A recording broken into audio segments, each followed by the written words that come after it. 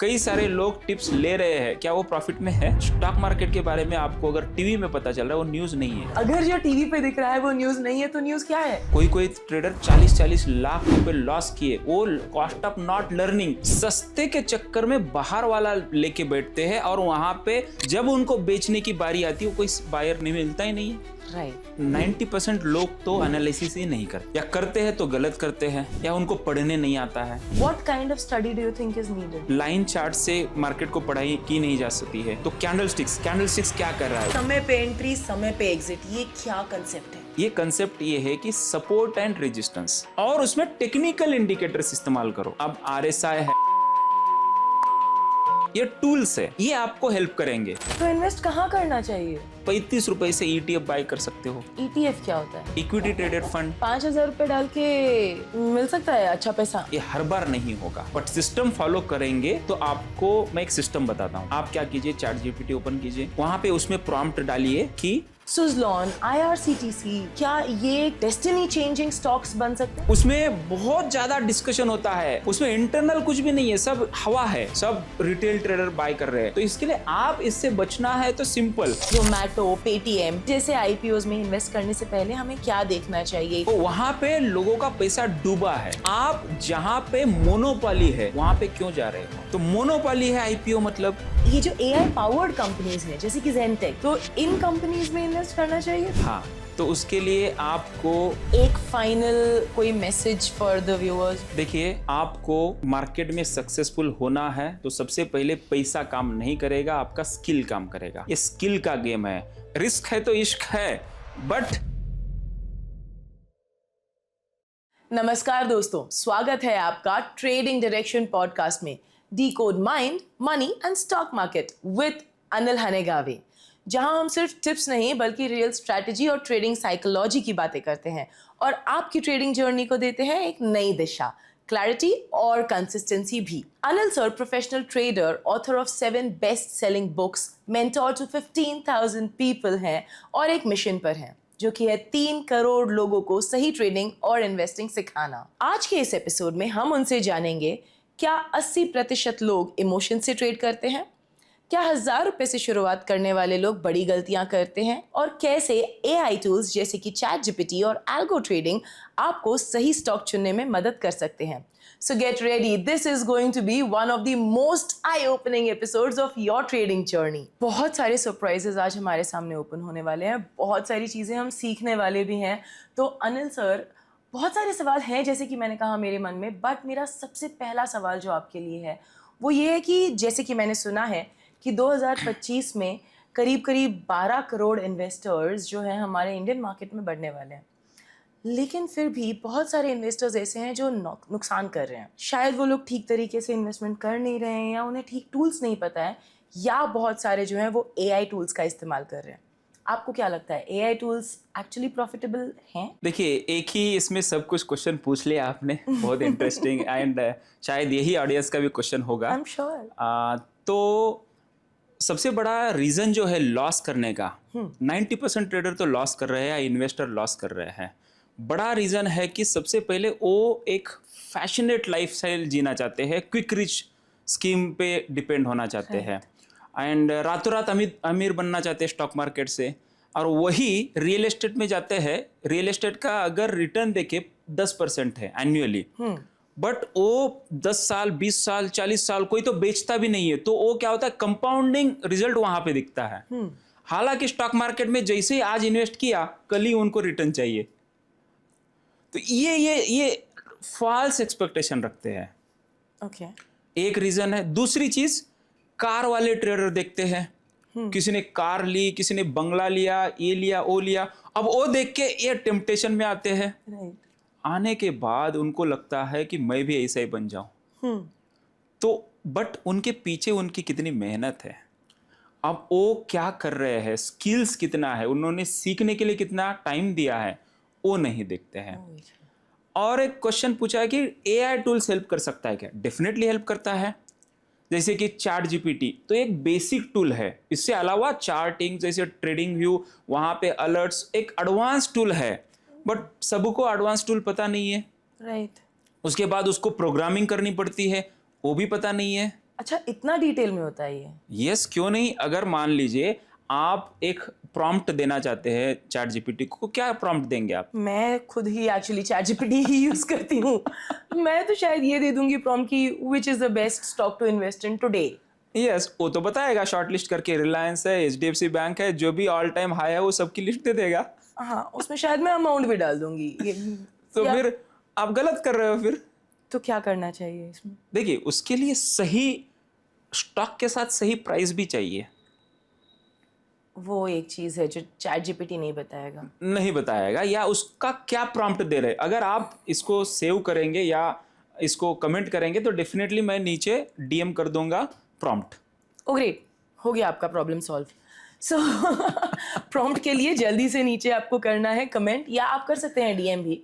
तो सर ये जिस तरीके से हम बात कर रहे हैं मेरी इंडिविजुअल एज अ पर्सन, लेकिन अगर कोई फैमिली वाला इंसान है, कोई सैलरीड इंसान है, तो क्या वो भी इसी तरीके से एआई टूल्स इस्तेमाल करके थोड़ा समय देके या कुछ करके कर सकते हैं इन्वेस्टमेंट मार्केट में? हाँ, देखिए, ये एटीट्यूड अच्छा है कि बहुत सारे सैलरीड एम्प्लॉय, लाखों पेमेंट आ रहा है, बैंक में पड़ा रहता है, और वो सेविंग कितना देता है बैंक्स? 2%, 3%। 3% मैक्सिमम। वो कुछ भी नहीं है, मतलब इस जितना इन्फ्लेशन है उससे वो 50% है। I agree. ओके, तो इसके लिए आप इन्वेस्ट कर सकते हैं अच्छे क्वालिटी स्टॉक्स में। यस, टूल्स के जरिए। टूल्स के जरिए। और ये टूल्स के जरिए आपने सुना ना, क्या करना है आपको? करना है डीएम। अच्छा, एक तो आप बताइए कि आप इन्वेस्ट करते हो क्या? करती थी जब समय था, अब इन्वेस्ट मतलब हाँ थोड़ा बहुत 5-6 हज़ार डाल के रखा है मैंने। एक डीमैट अकाउंट ओपन कर दिया, उसमें थोड़े बहुत डाल दिए। टाइम नहीं अच्छा। मिलता है सर, ऑनेस्टली। तो टाइम क्यों नहीं मिलता है? अब जहाँ तक मुझे पता है, मार्केट में अगर इन्वेस्ट करना है तो you need to have time to study, to understand, to read the, to see news, क्या चल रहा है क्या नहीं चल रहा है, ये सब जानना बहुत ज़रूरी है, और मेरे पास उतना समय नहीं है। अच्छा, तो आप भी फॉल्स ट्रैप में फंस गए। ये फॉल्स ट्रैप है। यस, न्यूज़ देख के क्यों कौन इन्वेस्ट करता है?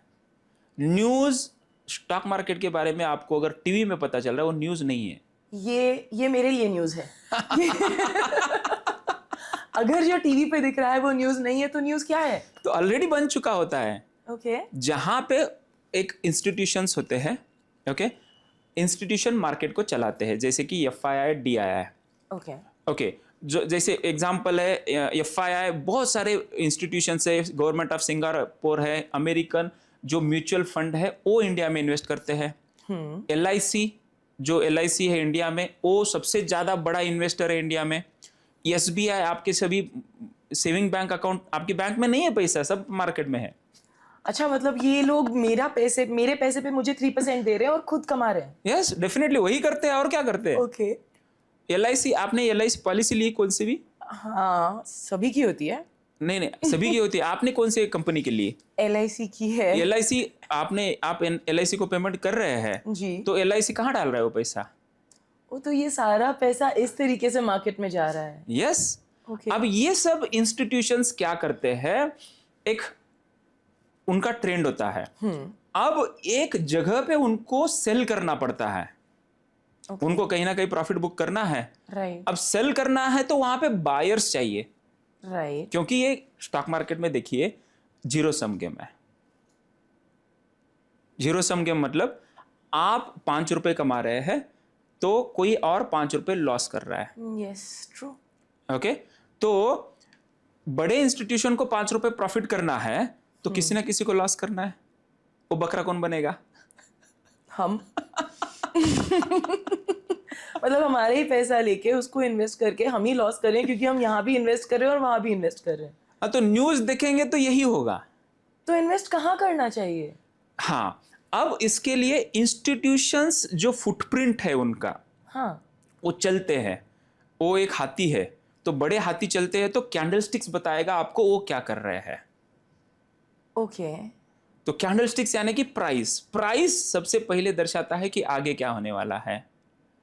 राइट। ये इतनी डिटेल नॉलेज के लिए मुझे लगता है कि हमें आपको कांटेक्ट करना ही पड़ेगा। मतलब आफ्टर दिस हम बैठेंगे और इस पे बहुत सारी बातें करेंगे। अगर आपको जानना है तो आपको पता है क्या करना है। कमेंट सेक्शन ओपन है, आप भी मिल सकते हैं सर से, ताकि आपको डिटेल में सब कुछ जानने मिले। और अगर कुछ समझ में नहीं आ रहा है तो दोबारा देखते रहिएगा, बिकॉज मुझे बात करनी पड़ने वाली है। तो सर आगे बढ़ते हैं। मुझे एक बात बताइए कि जिस तरीके से आप ये बता रहे हैं कि ये FIIs होते हैं, DIIs होते हैं, तो क्या सिर्फ ये लोग मार्केट में इन्वेस्ट कर रहे हैं, बड़ा इन्वेस्टमेंट, या कुछ और भी there are other big players in the market? देखिए एकता जी, अब मार्केट सबके लिए ओपन है। ओके। मार्केट का स्ट्रक्चर है कि कोई भी आओ, कोई भी है। अब वी कांट से कौन चला रहा है, ओके, बट हाँ, कुछ एक छोटे पेनी स्टॉक में डेफिनेटली कुछ बड़े प्लेयर होते हैं जो मार्केट में मेरी एक स्टूडेंट है, उन्होंने मतलब हमारे ट्रेडिंग डायरेक्शन को ज्वाइन करने से पहले क्या किया, एक छोटा स्टॉक बाय किया जिसमें लिक्विडिटी नहीं थी। अब उसमें क्या होता है, अगर मान लीजिए 90% उसके स्टॉक एक ही लोगों के साथ या गिने चुने लोगों के ग्रुप के साथ अगर होल्डिंग हो एंड वो सेल ही ना करे, तो क्या होगा, 10% लोग बाय करेंगे या एक्स्ट्रा, अब वो प्राइस बढ़ेगा। तो इसी सिनेरियो में एक स्टूडेंट थी, तो उन्होंने क्या किया, उसको सेल कर दिया। ओके। सेल करने के बाद दूसरे दिन अपर सर्किट, सीधा अपर सर्किट। अब उनको बाहर निकलने का मौका नहीं मिला, 2 लाख का लॉस हुआ। फिर भी दूसरे दिन वो एग्जिट नहीं हो पाई, तो उसके लिए उनको उसका ऑक्शन करके बाहर निकलना पड़ा और 50,000 एक्स्ट्रा जुर्माना देना पड़ा। ओह, तो ऐसी सिचुएशन में क्या करना चाहिए आपके हिसाब से, ताकि मार्केट में स्टक ना हो? क्योंकि मुझे लगता है सबसे ज्यादा लोग यही जानना चाहते हैं, डर लगता है ना, एक चीज का जो सबसे बड़ा डर मुझे जो पर्सनली भी लगता है शेयर मार्केट में, कि शेयर मार्केट में जो इंसान फंसता है वो फंस जाता है, बाहर नहीं निकल पाता। शेयर मार्केट एक दलदल है। एकता, आपको ये डर निकालना है? जी। ठीक है, सिंपल है। आप हाई वॉल्यूम स्टॉक चुने, ओके। जिसमें अच्छी लिक्विडिटी हो, जिसमें हर दिन 1 करोड़ से ज्यादा बाय एंड सेल ऑर्डर हो, यानी कि वो लिक्विड है। लिक्विडिटी मतलब क्या है, सिंपल। आपको मैं एक एग्जांपल देता हूं, मुंबई में है हम। अब मुंबई में सिटी में प्लॉट खरीदेंगे या घर खरीदेंगे, या कोई मुंबई से 100, 200, 400 और 500 किलोमीटर दूर खरीदेंगे? नहीं, सिटी में खरीदेंगे। क्यों?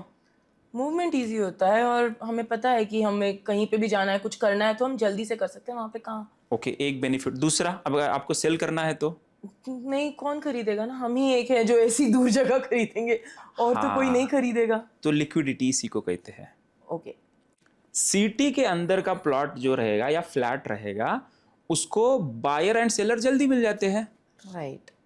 तो आपके पास 1 करोड़ वैल्यूएशन का प्लॉट है या फ्लैट है, उसको 2-4 दिन में या 1 महीने में जो भी प्रोसीजर कंप्लीट करके आप लिक्विड कर सकते हो, कैश एनकैश कर सकते हो। राइट। सो मतलब आपका कहने का मतलब ये है कि ऐसा स्टॉक लेना है जिसमें से एंट्री और एग्जिट दोनों पॉसिबल इजीली हो। Alright. So this is what will मेरा डर एंड आप जो कहते उस प्राइस पे हो, ये भी पॉसिबल है। यस। अब इलिक्विड स्टॉक में क्या होता है, मान लो एक स्टॉक है 1000 रुपए का, आपको बाय करना है 1000 में, बट वो बाय करना है 1000 में, और बट लिक्विडिटी प्रॉब्लम की वजह से 1005 में मिल रहा है वो, तो ऑलरेडी 5 रुपए लॉस में हो आप। राइट। अब ये छोटा छोटा 5 रुपए लगता है, बट जब आपकी क्वांटिटी बढ़ जाती है 1000, 2000, ये 5 रुपए बहुत ज्यादा होता है। राइट। या 1 रुपए भी हो, 0.50 पैसे भी हो, 5 पैसे भी हो, बहुत हो ज्यादा हो जाता है। बहुत होता है, आई एग्री। तो सर, जब हम इस तरीके से बात कर रहे हैं तो मेरे मन में और एक सवाल आया कि जब आप कह रहे हैं कि ऐसे स्टॉक्स लीजिए जो कि लिक्विडिटी जिनकी इजी हो, and I just wanted to understand one thing कि इस टाइप के स्टॉक्स तो महंगे होते हैं। जो हम बोल रहे हैं पेनी स्टॉक्स, अगर हम पेनी स्टॉक्स की बात करें उनमें लिक्विडिटी कम है तो वो सस्ते हैं। मेरे जैसे छोटे इन्वेस्टर के लिए तो इतना महंगा स्टॉक लेना पॉसिबल नहीं होगा ना। ओके एकता, आप बताइए कि आपको घर लेना है, कहाँ पे लेंगे और क्यों लेंगे? मैं in the heart of the city लूंगी। हाँ, और इसलिए क्योंकि मे बी अगर मुझे कभी रीसेल करना है, बिकॉज मैं अगर घर खरीदी तो मेरे लिए it's an investment at this stage. Okay. तो सेलिंग भी इजी हो जाएगी, बायर आराम से मिल जाएगा। तो सिटी में महंगा मिलता है, बाहर तो सस्ता है। हाँ, लेकिन बेचना भी तो आसान हो जाता है। हाँ, यही बात गलत कर देते हैं। सस्ते के चक्कर में बाहर वाला लेके बैठते हैं, और वहां पे जब उनको बेचने की बारी आती है वो कोई बायर नहीं मिलता ही नहीं है। राइट। मतलब इसमें 4 डील हो रही है, याद रखना। पहले उन्होंने बाय किया, कोई सेलर था, बाद में उनको सेल करना है, कोई बायर चाहिए। बायर चाहिए। राइट। यही होता है स्टॉक मार्केट में, डिमांड एंड सप्लाई यही होता है, बाय एंड सेल यही होता है। आप तो क्या ऑर्डर प्लेस करते हैं, बाय एंड सेल दोनों ही होता है, बट बाय कर रहे हैं तो सेलर कोई चाहिए। आप किससे खरीदेंगे, कोई ना कोई सेलर चाहिए। उसी तरह स्टॉक किससे खरीदेंगे, कोई ना कोई चाहिए थे। वैसे ही आउट ऑफ द मनी में जो बाय करते हैं वो इसी तरह फंस जाते हैं। राइट, इसलिए लिक्विडिटी ज्यादा जरूरी है। लिक्विडिटी ज्यादा जरूरी है। एंड ऑप्शंस में ट्रेडिंग कर रहे हो तो इन द मनी में ट्रेड हो, इन द सिटी में ट्रेड करना है, बाहर सिटी में नहीं करना है। एंड ऑप्शन सेलिंग कर रहे हो तो आउट ऑफ द सिटी में करना है, यानी कि आउट ऑफ द मनी में करना है, ताकि वहां पे आपको थीटा डीके का बेनिफिट मिले एंड वहां पे आपको बेनिफिट मिले। ये दो ट्विस्ट है। सेल करना है, आपके पास दो घर है, दो मकान है, ऑलरेडी है जी, घर का सेंटर वाला, घर सिटी के सेंटर वाला पहले बेचेंगे या बाहर वाला? बाहर वाला। उसी तरह ऑप्शन सेलिंग में बाहर वाला आउट ऑफ द मनी पहले सेल करना है राइट। एंड बाद में बाय करते समय सिटी वाला करना है। वो महंगा होता है, बट महंगा और महंगा होने की प्रोबेबिलिटी ज्यादा होती है। राइट, प्राइस अप होने की पॉसिबिलिटी ज्यादा है। हाँ, तो पहले आपने क्वेश्चन पूछा था कि इसे पेनी स्टॉक ले क्या, अब आपको आंसर मिल गया। राइट, मिल गया। तो सर, जिस तरीके से हम ये बात कर रहे हैं कि घर जो है वो सिटी के अंदर लेना चाहिए और बाहर नहीं, तो एक इमोशनल डिसीजन मेकिंग भी होता है ना। अगर हम घर से ही रिलेट करने जाए तो मुझे एक वेकेशन हाउस चाहिए जो कि मैं जहाँ अपने पेरेंट्स के साथ रहूँगी, आगे जाके रहूँगी। एक इमोशनल बाइंग नाम की चीज़ होती है जो कि मुझे ऐसा लगता है कि 80% लोग इमोशनल बाइंग करते हैं। So, इसका क्या सोल्यूशन किया जा सकता है? क्या इसका भी सोल्यूशन एआई के पास है या हमारे पास? देखिए, 90% लोग तो एनालिसिस ही नहीं करते हैं। ट्रू। या करते हैं तो गलत करते हैं, या उनको पढ़ने नहीं आता है। सिंपल सी चीज़ें सीख लो। आपके पास मान लीजिए 1 करोड़ आपका फंड है, उसको इन्वेस्ट करना है, तो आप लर्निंग में कितना इन्वेस्ट करेंगे उसमें? ऑनेस्टली, पर्सनली तो शायद मुझे नहीं लगता कोई भी करता होगा। सीधा किसी के पास चलेगा, टिप्स किसी से। अगर मेरे पास 1 करोड़ रुपए है तो मैं जाऊंगी किसी से टिप लूंगी, टिप खरीदने में पैसे इन्वेस्ट करूंगी और उन पैसों को इन्वेस्ट करूंगी। अच्छा, तो क्या टिप्स मार्केट में दे रहे हैं? कई सारे लोग टिप्स ले रहे हैं, क्या वो प्रॉफिट में है? नहीं। क्यों नहीं है? क्योंकि अगर वो टिप्स देने वाला उतना सॉलिड होता तो वो खुद करता। राइट। दूसरी बात, उनकी पूरी टिप्स समझ में नहीं आती, हाँ। आधा अधूरा ज्ञान लेते हैं। अब उन्होंने कहीं बाय बोला, कहीं सेल बोला, ओके, तो वो बाय एंड उसके साथ स्टॉप लॉस भी बोलते हैं। अब स्टॉप लॉस याद नहीं रहता है, स्टॉप लॉस तक पहुंचते नहीं है ना लोग। जैसे हमारे पॉडकास्ट में भी अगर आधा तक देखोगे तो वही होगा, स्टॉप लॉस मिस कर जाएंगे, तो एंड तक देखिएगा। तो रिस्क सबसे बड़ा इंपॉर्टेंट थिंग है। रिस्क है तो इश्क है, बट रिस्क को डिफाइन करना होगा एंड वो डिफाइन पर्सनल कोचिंग से होगा। ओके। आपके पास 1 करोड़ है, शायद किसी के पास 1 लाख होगा, किसी के पास 10,000 होगा, किसी के पास 500 होगा, किसी के पास 100 होगा। 100 रुपए से भी इन्वेस्टमेंट स्टार्ट किया जा सकता है। ओके, ये सवाल तो मैं आपसे पूछने वाली हूँ ही। एक हमारा एक रैपिड फायर सेशन होने वाला है, उसके लिए वेट करते रहना।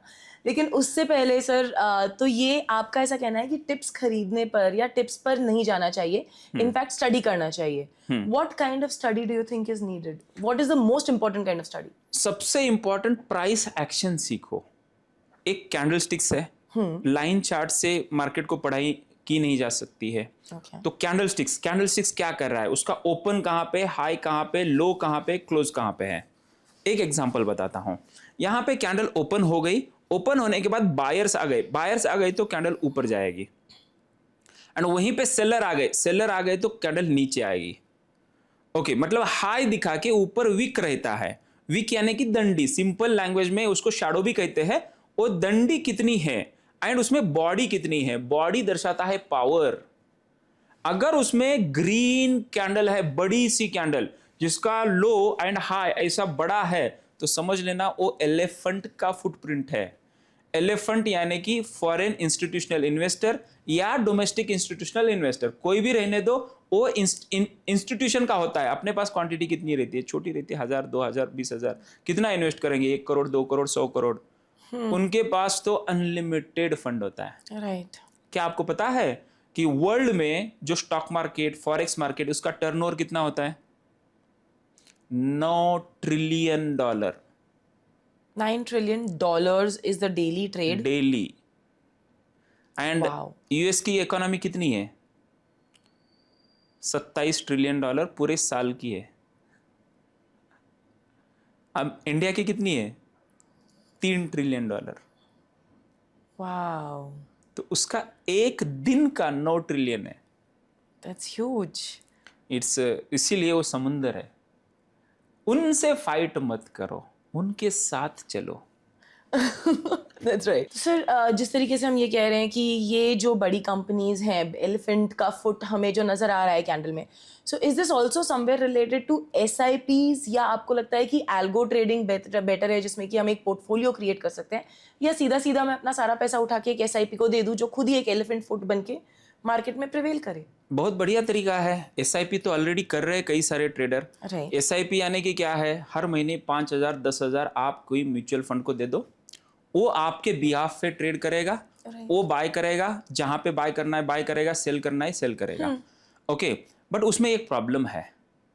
अगर आपका टाइम मार्केट हाई पे आ गया तो वहीं पे बाय कर लेगा, तो म्यूचुअल फंड भी लॉस में जा सकता है।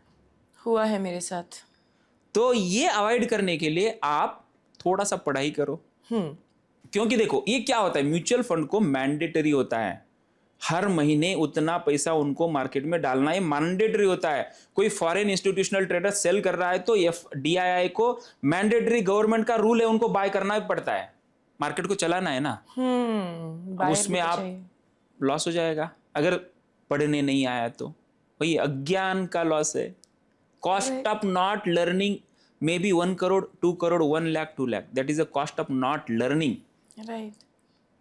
कोई कोई ट्रेडर 40-40 लाख रुपए लॉस किए, वो कॉस्ट ऑफ नॉट लर्निंग, समय पे। That is one very big word जो कि आपने भी बताया, समय यस। तो उसका दूसरा ऑप्शन है ETF। आपके पास 35 रुपए से ETF बाय कर सकते हो। पे। ETF क्या होता है? Equity traded fund, okay. जो कि एक निफ्टी 50 का होता है। हाँ और उसमें SBI निफ्टी 50 ETF होता है। हाँ। और निप्पॉन का ETF होता है जो 60% रिटर्न देता है 3 साल के लिए। सो इनके जो रूल्स होते हैं ये SIP की तरह नहीं होते हैं? इसमें कोई तीसरा पर्सन हैंडल नहीं करेगा, तीसरे को कमीशन जाएगी ही नहीं है। आपको बाय करना है, ETF खरीद लिया तो आपकी मर्जी, मन चाहे जब भी सेल कर दो। ओके। आदमी हो मार्केट, जाना ऊपर ही है। हाँ, डायरेक्शन एटलीस्ट एक ही रखना चाहिए। नहीं, अब डायरेक्शन एक ही नहीं रहेगा, बट समय पे एंट्री करनी चाहिए। राइट। ये एक बहुत बड़ा सवाल रहता है सर। ये मैं नहीं, पर ये मैं रैपिड फायर में पूछना चाहूंगी, लेकिन अभी थोड़ा सा मुझे बता दीजिए कि ये समय पे एंट्री समय पे एग्जिट, ये क्या कंसेप्ट है? ये कंसेप्ट ये है कि सपोर्ट एंड रेजिस्टेंस। मान लीजिए मार्केट ऊपर जा रहा है तो higher highs higher low, higher high higher low करते करते ऊपर जाएगा। ओके। अब आपको अगर ऐसे बैठेंगे, कभी आपको मार्केट का लो नहीं मिलने वाला है। यस। तो उसके लिए आपको जब भी सपोर्ट के पास आ जाएगा, आपका जितना भी है 1 लाख का फंड है तो उसमें 5,000 इन्वेस्ट करो और उसमें टेक्निकल इंडिकेटर्स इस्तेमाल करो। अब RSI है, बोलिंजर बैंड है, CPR है, मूविंग एवरेजेस है, ये टूल्स है, ये आपको हेल्प करेंगे। अब इसमें भी कुछ लैगिंग है, कुछ लीडिंग है। लैगिंग यानी कि मार्केट का सिग्नल लेट देते हैं। ओके। बट इन्वेस्टर के लिए ठीक है, RSI इस्तेमाल कर सकते हैं। बट आपको स्विंग ट्रेडिंग या इंट्राडे ट्रेडिंग करना है तो उसके लिए आप CPR इस्तेमाल करो या VWAP का इस्तेमाल करो। अभी नया कंसेप्ट आ रहा है स्मार्ट मनी कंसेप्ट, जिसमें वैल्यू गैप पता चलता है, मिटिगेटेड गैप, अनमिटिगेटेड गैप, वहां पे लिक्विडिटी रहती है। अब लिक्विडिटी हंटिंग में आते हैं, जैसे कि बड़े इंस्टीट्यूशनल ट्रेडर है, उनको कुछ सेल करना है, वो क्या करेंगे? मार्केट को ऊपर नीचे लेके जाएंगे। हाँ। तो छोटे छोटे रिटेल ट्रेडर क्या बोलेंगे, अरे कुछ ना कुछ हो रहा है, चलो चलो जाते हैं। चलो हाँ। तो उसमें वो फंस जाते हैं। तो जिस तरीके से आपने कहा सर कि 5,000 रुपए हैं, तो आपको जब ऐसा लगता है कि रेजिस्टेंस है मार्केट में, तब आप डाल दीजिए। ये इससे रिलेटेड एक चीज है, 5,000 रुपए डाल के मिल सकता है अच्छा पैसा? आई मीन मैंने 5,000 डाला है तो मुझे ये लगा था कि 5,000 डालूं, जो मैं सुनती हूँ, जो हम सुनते हैं, 5,000 डालूंगी साल भर में 5 लाख हो सकता है। देखिए ये लॉटरी जैसा है, ये हर बार नहीं होगा, बट सिस्टम फॉलो करेंगे तो आपको मैं एक सिस्टम बताता हूँ। आप क्या कीजिए, चैट जीपीटी ओपन कीजिए, वहाँ पे उसमें प्रॉम्प्ट डालिए कि जो 15% एफआईआई, 15% डीआईआई एंड जिसकी प्रोमोटर होल्डिंग 50% से ज़्यादा हो, ऐसे स्टॉक दे दे। अब उसमें कुछ स्टॉक आ जाएंगे। वो आने के बाद दूसरा प्रॉम्प्ट डालना है। अब इसमें से आपको डालना है कि जिसका पी रेशियो 20 से कम है वो दे दो, फिर शॉर्टलिस्ट कर देगा वो चैट जीपीटी। फिर तीसरा प्रॉम्प्ट डालना है कि इसकी इंट्रिंसिक वैल्यू एक्सट्रिंसिक वैल्यू के हिसाब से मुझे अच्छे अंडर वैल्यूड स्टॉक बताओ। तो उसमें से गिने चुने 1-2 स्टॉक आ जाएंगे, वही आपका हीरा होगा। जैसे कि ये वाला सेंटेंस आपका हीरा था। मैंने आपसे प्रॉमिस किया था ना स्टार्टिंग में कि सर से एक सरप्राइज एलिमेंट ज़रूर निकलवाऊंगी। ये रहा आपका सरप्राइज गिफ्ट। तो sir thank you so much इस टिप के लिए। बाकी के प्रॉम्प्ट्स के लिए तो आई एम श्योर कि लोग आपको डीएम करेंगे ही। ये एक बहुत अच्छा प्रॉम्प्ट था। आगे बढ़ते हैं हम हमारे इस सेशन में। सर हमारा अगला सेक्शन है rapid fire. Wow. So let's see कि आप कितने जल्दी जल्दी जवाब दे पाते हैं, क्योंकि जिस तरीके से आपने कहा कि अगर बाइंग और सेलिंग करना है तो उसके लिए you have to be on your feet and on your toes rather. Right. So क्या इन्वेस्टमेंट 500 रुपए से शुरू कर सकते हैं? यस। क्या मैं रातों रात करोड़पति बन सकती हूँ? नो। ओके। इंट्राडे ट्रेडिंग एक गैम्बल है? नो। इंट्राडे ट्रेडिंग एक इन्वेस्टमेंट है? नो। ओके। ईटीएफ सेफ है या एसआईपी? ईटीएफ। ओके। आपका सबसे favourite myth? All time high पे बाय करना, 52 वीक्स हाई पे बाय करना। और रिस्क है तो इश्क है, ये कितना सच है? ये 100% सच है। अगर मेरे पास 1000 रुपए हैं तो मैं किस टाइप के शेयर में इन्वेस्ट करूं? अगर आपके पास 1000 है तो वैल्यूएबल स्टॉक्स जो अंडर वैल्यूड है, अभी जैसे कि एआई कंपनीज है, तो एआई कंपनी आगे जाके बढ़ने वाली है, तो एआई कंपनीज के स्टॉक में आप इन्वेस्ट कर सकते हो। ओके, आपका फेवरेट टॉपिक, क्योंकि आप you are national award winner, आपने अभी रिसेंटली आपकी एक बुक के लिए एक बहुत बड़ा अवार्ड जीता है, उसके अलावा भी काफ़ी सारे अवार्ड्स हैं, तो आपकी बुक्स के बारे में बात करते हैं। जल्दी जल्दी हमारे ऑडियंस को बताइए कि अगर कोई बिगिनर है तो उसने कौन सी बुक पढ़नी है आपकी? अगर इन्वेस्टर है तो आप strategic investing for financial freedom पढ़ सकते हैं। ओके, और अगर कोई ट्रेडर है तो? ट्रेडर है तो leading indicator for intraday trading. आपकी कोई एक बुक जो कि रिलेटेड है मार्केट साइकोलॉजी से? Yes, how to master trading psychology. और स्ट्रैटेजीज अगर हमें चाहिए तो intraday. Profitable trading strategies with psychology part 1 and part 2। Oh wow, okay. AI tools में चैट जीपीटी और something else? Combination of all. Combination of all. Okay, on a personal note, this is my final question for you. Would you prefer being a trader or would you prefer being a teacher? I prefer as a both. Okay, that was very diplomatic. Because trading is my passion and training, why I'm doing training, so my is internal कुछ होता है कि मुझे जो है वो लोगों को देना है। एंड मार्केट में मेरे पास आके लोग रो रहे हैं, बोल रहे हैं कि सर आपका अच्छा किताब है, आप थोड़ा सा सीखिए, सिखाइए ताकि लोगों का लॉस कम हो सके। तो हमारा प्लान यही है कि सबको रिस्क कैसे कम करे ये सिखाना है। एंड वर्ल्ड में सबसे छोटा स्टॉप लॉस हम देते हैं, यानी कि सबसे छोटा रिस्क अपना होता है, जो इंट्राडे ट्रेडिंग मास्टरी में सबसे छोटा रिस्क होता है एंड बड़ा इश्क होता है, तो बड़ा रिवार्ड मिलता है, तो वहीं पे गेम चेंज होता है सबका। Okay. Ranbir Kapoor once said that risk तो स्पाइडरमैन को भी लेना पड़ता है। अब वो उन्होंने कहा किस कॉन्टेक्स्ट में था मुझे पता नहीं, पर क्या आपको लगता है कि रिस्क एक इन्वेस्टर को भी लेना पड़ता है? आप रास्ते पे जा रहे, गाड़ी चला रहे, तभी रिस्क है। सीट बेल्ट लगा रहे तो रिस्क कम हो रहा है, राइट। हेलमेट लगा रहे तो रिस्क कम हो रहा है, राइट। उसी तरह स्टॉप लॉस लगा रहे तो रिस्क कम हो रहा है। Right. रिस्क तो हमेशा रहता है, बट जितना छोटा रिस्क, स्पाइडरमैन ने रिस्क लिया, फेमस हो गया। तो मुझे एक बात बताइए, अगर हम बैलेंस करने जाएं, एक तराजू पे चेक करने जाएं कि रिस्क ज्यादा बड़ा किसका है, इन्वेस्टर का या ट्रेडर का? इन्वेस्टर का रिस्क ज्यादा है। इन्वेस्टर का रिस्क ज्यादा है? यस। देखिए, इन्वेस्टर ओवरनाइट एक्सपोज रहता है, तो ओवरनाइट अगर कोई न्यूज आ गया तो gap up and gap down आता है, तो उसके लिए इन्वेस्टर को सबसे ज्यादा रिस्क है। एंड इंट्राडे ट्रेडर को रिस्क क्या है? लिमिटेड है, 1-2 कैंडल का रिस्क है। सर हम जब बातें कर ही रहे हैं स्टॉप लॉस के बारे में, जैसे कि आपने कहा, तो और भी ऐसे कुछ वर्ड्स हैं जैसे कि गेम स्टॉप, सुजलॉन, IRCTC, क्या ये कुछ डेस्टिनी चेंजिंग स्टॉक्स बन सकते हैं, ऐसा कुछ और भी हो सकता है? देखिए, जो गेम स्टॉप आपने बोला है वो मीम स्टॉक है, यानी कि वो $3.5 का था एंड सिर्फ सोशल मीडिया न्यूज की वजह से वो $450 पे चला गया और कुछ ही महीनों में। हाँ, तो ये मीम स्टॉक यानी कि सोशल मीडिया जैसे कि ट्विटर, उसमें बहुत ज्यादा डिस्कशन होता है। इंडिया में आईआरसीटीसी या सुजलॉन, उसमें इंटरनल कुछ भी नहीं है, सब इंटरनल हवा है। अब हवा ही चल रहा है, सब रिटेल ट्रेडर बाय कर रहे हैं। तो इसके लिए आप इससे बचना है तो सिंपल, उसमें आप screener.com पे जाइए, वहां पे चेक कर लीजिए उसमें FII होल्डिंग कितनी है, DII होल्डिंग कितनी है एंड प्रोमोटर होल्डिंग कितनी है। अगर ये एक प्रोपोर्शनेट है, 60-70 से ज्यादा है, तो समझ लेना उसमें दम है। यानी कि आपके पास कितनी टीम होगी, 1-2, अकेला कोई टिप्स पे डिपेंड करता है, लेकिन FII के पास टैलेंटेड टीम होती है। क्या आपको पता है कि रिसेंटली एक कंपनी है जिन्होंने सबसे बड़ा स्कैम किया था, सेबी ने उनको पकड़ा था एंड उन्होंने 4 करोड़ का पैकेज दिया IITians को, दिल्ली के IITians को।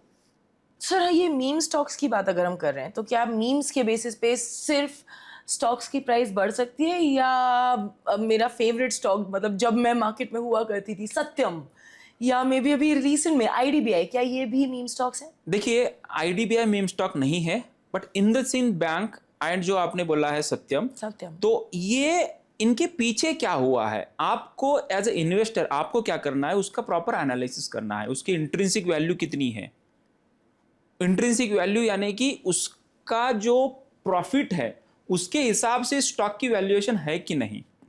एंड उसके बाद टेक्निकल पैरामीटर क्या कहते हैं, कैंडलस्टिक्स क्या कहता है, या मूविंग एवरेज के पास है या दूर है। अगर दूर चला गया तो वो उसमें एग्जॉशन स्टेज आ गया। भाई लोग, सब लोग, डेटा सब कुछ नहीं होता है। अगर डेटा एग्जॉशन के पास आ गया तो वहां पे एंट्री हो गई तो सत्यम जैसी कहानी हो जाएगी आपकी, राइट।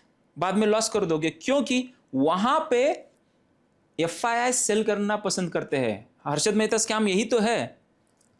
हर्षद मेहरा बाय करता रहा, FII प्लान करते रहे, उनको जिसको बियर्स कहते हैं, वो प्लान में थे एंड उसी समय राकेश झुनझुनवाला अमीर बन गए। हाँ, तो ये अब हर्षद मेहता नीचे आ गया तो राकेश जी झुनझुनवाला क्यों ऊपर चले गए, तो उनको पता था कि हो रहा है, तो वो उस टाइम सेल से पैसा कमाए।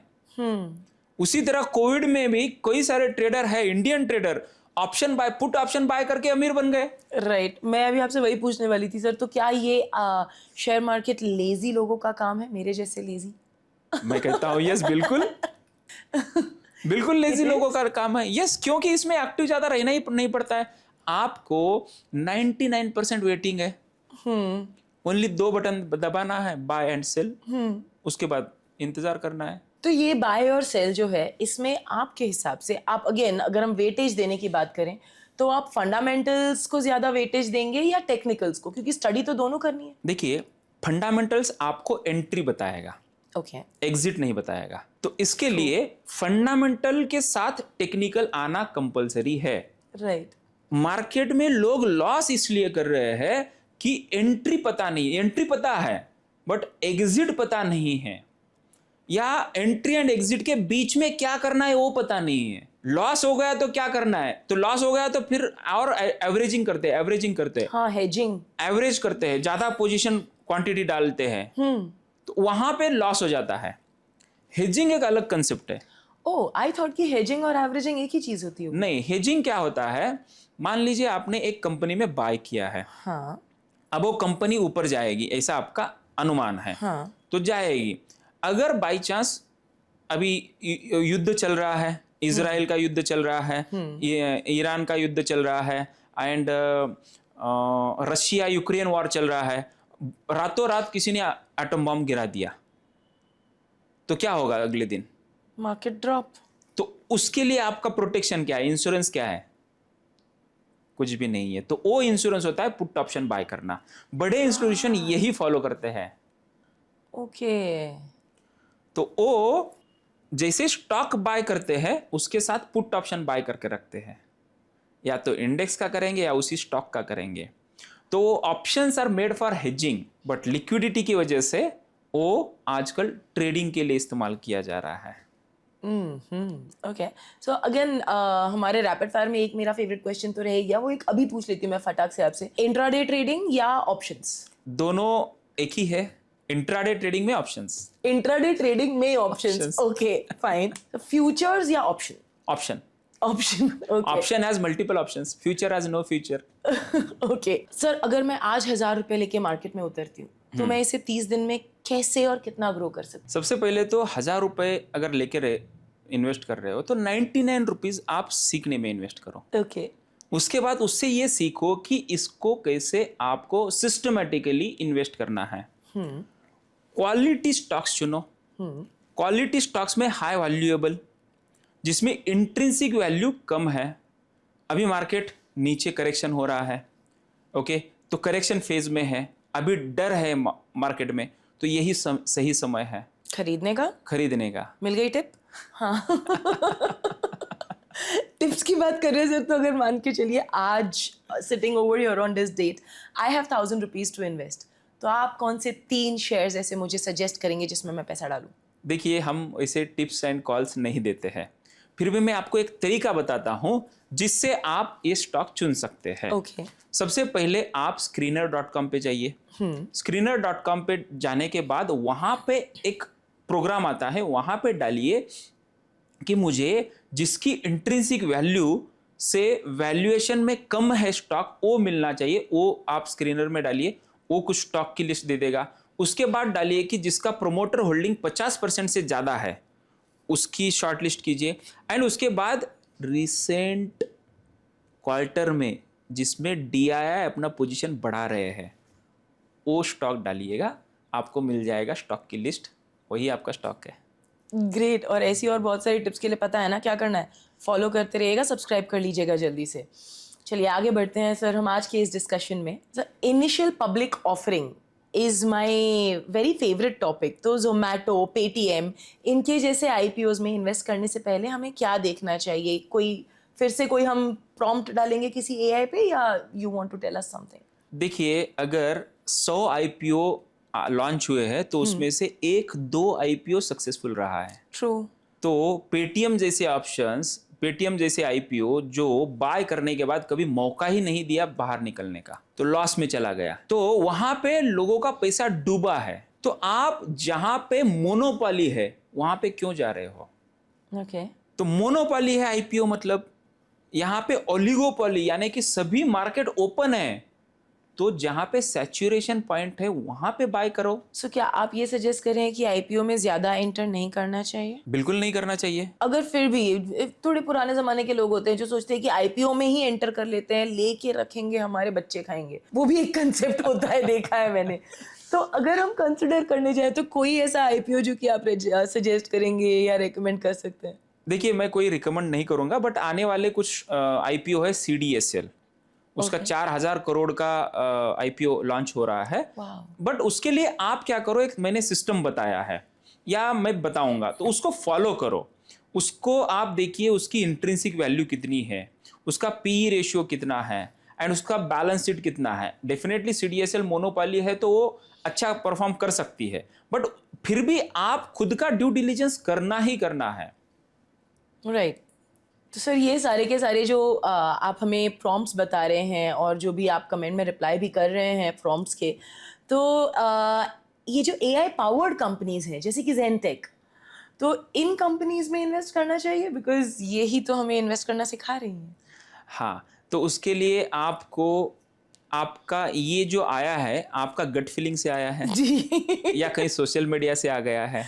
मैं जो चीज़ कर रही हूँ, so when I invest in stocks honestly, तब मैं ये देखती हूँ कि सबसे ज़्यादा इस्तेमाल किस चीज़ का हो रहा है, शायद वो इंडस्ट्री ऊपर जा सकती है। तो मुझे ऐसा लगता है सबसे ज़्यादा आज की तारीख में इस्तेमाल AI का हो रहा है। यस, ये ग्रोइंग सेक्टर है। राइट। हाँ, बट AI में भी अलग अलग कंपनीज है। ओके। हाँ, तो उसके लिए आप सेक्टर इस तरीके से चुन सकते हैं, जिसको न्यूज या बेस पे सेक्टर चुन लिया, स्टॉक नहीं। अब आप आएंगे फंडामेंटल्स पे। फंडामेंटल, उसका प्रॉफिट कितना हो रहा है, क्या वो प्रॉफिट में है, पिछले 5 साल का हिस्ट्री निकालेंगे। उसके बाद उसके प्रोमोटर होल्डिंग क्या है, प्रोमोटर बाय कर रहा है, सेल कर रहा है, यानी प्रोमोटर ही अगर धीरे धीरे बाहर निकल जा रहा है तो वो आगे कंपनी कैसे बढ़ेगी? राइट। तो वो एक देखना है। उसके बाद पी रेशियो कितना है, उसके साथ पीयर्स रेशियो देखना है, उसका पी रेशियो एंड उसके कंपैरिजन दूसरे कंपनीज का पी रेशियो। वो देखने के बाद अगर वैल्यूएशन पे आपको मिल जाता है, that's the right time. I know बहुत सारे सवाल है ना, मेरे पास भी है। एंड आई थिंक सर, अगर हम इस टॉपिक के बारे में बात कर रहे हैं तो अगले जो कुछ एपिसोड्स होने वाले हैं उसमें तो इन्फॉर्मेशन मिलने ही वाली है। पर अगर हमारे व्यूअर्स को ऐसा लग रहा है कि कुछ मिस आउट हो गया है तो पिछले वाले एपिसोड्स भी आप देख ही सकते हैं। एंड अगर आपके और कुछ भी सवाल हैं तो you can of course mention them in the comment section, so that अगली बार जब हम अनिल सर से बात करें तो अनिल सर के पास आपके सवाल हो। मेरे सवाल कम, आपके सवाल ज्यादा। आई एम श्योर आपको उसमें ज्यादा मजा आएगा। Right Yes, yes, yes. Right. तो सर जाते जाते एक फाइनल कोई मैसेज फॉर द व्यूअर्स जो कि आपको इतना रिलीजियसली फॉलो करते हैं और इतना बिलीफ रखते हैं। देखिए, आपको मार्केट में सक्सेसफुल होना है तो सबसे पहले पैसा काम नहीं करेगा, आपका स्किल काम करेगा। ये स्किल का गेम है। धीरूभाई अंबानी जो अपने बच्चों को इक्वल प्रॉपर्टी देके चले गए, मुकेश अंबानी डिसिप्लिन एंड उसको ग्रो करने की मेहनत यानी कि प्रॉपर टेक्निक से ग्रो किए, वो आज भी इंडिया के टॉप रिचेस्ट आदमी में है। दूसरे उसी के भाई जिनको उतनी ही दौलत मिली है, उन्होंने डिसिप्लिन फॉलो नहीं किया तो आज वो कर्ज मिल रहा है उनको, यानी कि आज वो डेट में है। तो ये दोनों स्टोरी है आपके सामने है। तो आपको पैसों पे भरोसा नहीं, स्किल पे भरोसा करना है। सीखो, सबसे पहले सीखो, बाद में इन्वेस्ट करो। एंड और बिलीफ सिस्टम पे भी होता है। अगर आपके फैमिली बैकग्राउंड में अगर कोई इन्वेस्टमेंट के बारे में अच्छा एक्सपीरियंस नहीं है, डेफिनेटली आपकी निगेटिव राय होगी। तो वो निगेटिव बिलीफ को आप न्यूट्रलाइज करो। Start as a fresh, start from small and बड़े के लिए सोचो, बड़ा करो मत, वरना फेल हो जाओगे। लोन लेके ट्रेडिंग मत करो। एंड सैलरी का पैसा अगर आ रहा है तो उतना ही डालना जितना आपके फैमिली पे प्रेशर ना आए।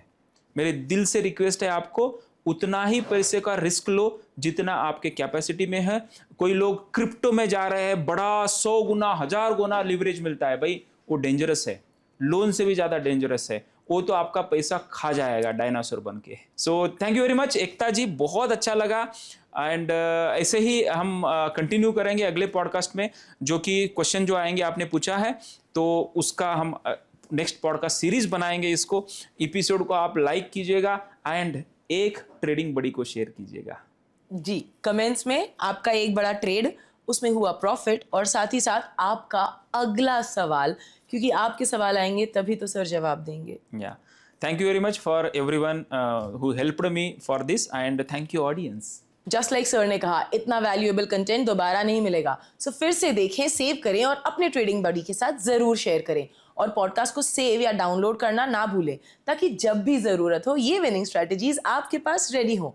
और अगर आप चाहते हैं रियल स्ट्रैटेजीज, एआई टूल से स्टॉक सिलेक्शन और एक clear mindset for consistent profit, तो अभी फॉलो कीजिए अनिल हानेगावे और ट्रेडिंग डायरेक्शन पॉडकास्ट को एंड विजिट कीजिए हमारी वेबसाइट।